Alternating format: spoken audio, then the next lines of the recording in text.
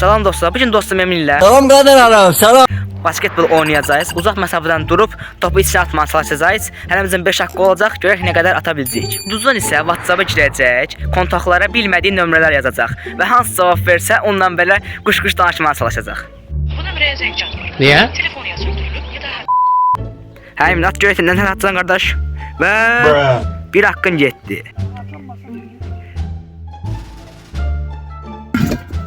Dünən axşam mən gedim sağ. Eşrəf vurdun qardaş. Yeah boy. Göşək. Görək. Və axırıncı vuramadı. Bir mən nəsə atacağam dostlar. Görək daha.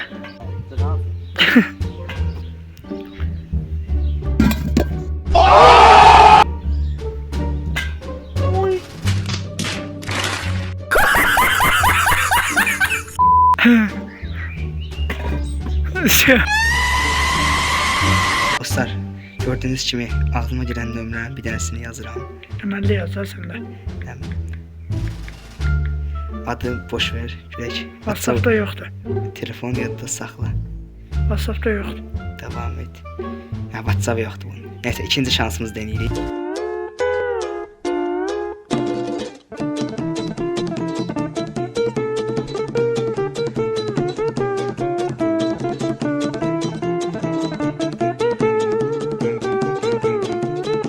Dostlar, gördüğünüz kimi WhatsApp-a girdik və ağzımıza gələn nömrələri yazdıq, amma heç birinin WhatsApp olmadığı üçün girib məzələnmədik. Amma inşallah başqa videoda eləyə bilərik. Sağ olun, görüşərik.